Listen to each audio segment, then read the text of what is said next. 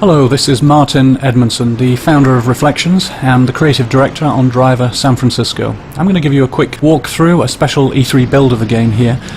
And what we've done with Driver San Francisco is very much go back to the roots of what made the original Driver game such a unique experience. We're going to get straight into a car chase between John Tanner and Jericho, two key characters that we've brought back from earlier in Driver's history.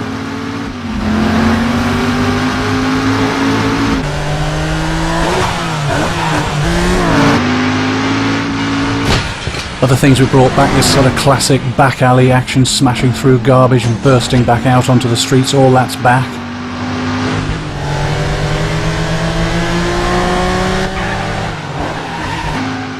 You can see the handling here. We've really worked hard to bring this back, that classic feeling of the handling. Tanner pushing the back end of his car right out there. And for the first time in Driver's history, we have well over 100 real licensed cars. Using the in-car view here, it's one of the classic views used in many of the 70s car chases like Bullet and French Connection that inspired the original Driver game.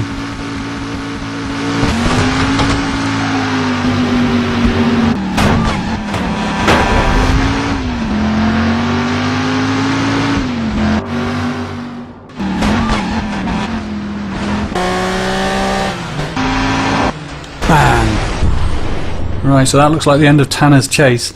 Now, whilst Jericho gets away here, I want to show you this. This is a brand new feature for Driver San Francisco. We call it Shift.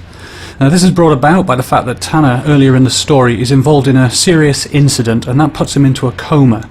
And Tanner is completely unaware of the fact that he's in a coma. He thinks he got a lucky escape and ends up with this amazing new ability. And as you can see, Tanner feels like he's looking down on the world like this. He can see and identify lots of cars in the world.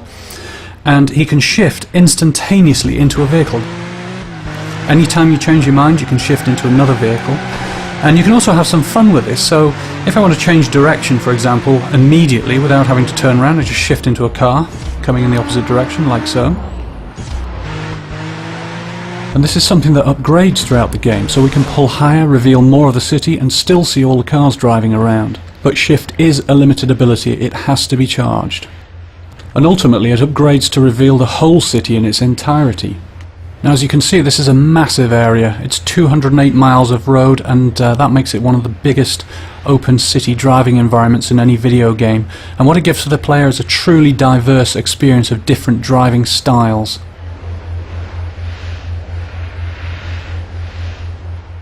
Let's look at how Shift can really transform the gameplay for the player.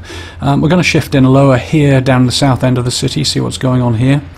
And we can find two cops here. They're both chasing after this Mustang, the Shelby Mustang. Now, to acquire a mission in Driver, you just shift straight into the vehicle, and we're now playing the part of this cop, trying to take down the getaway. Now, the Shift is also upgraded in functionality as well. We have a new ability here, a rapid shift, so we can shift further forward, keep us in the action.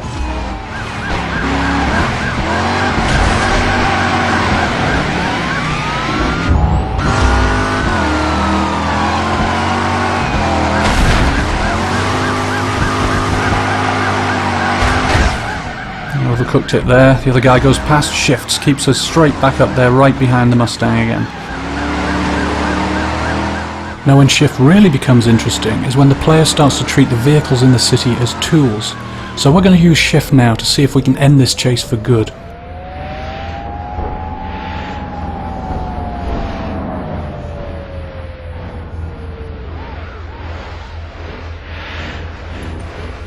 Now that's what I'm after, a big heavy 18-wheeler.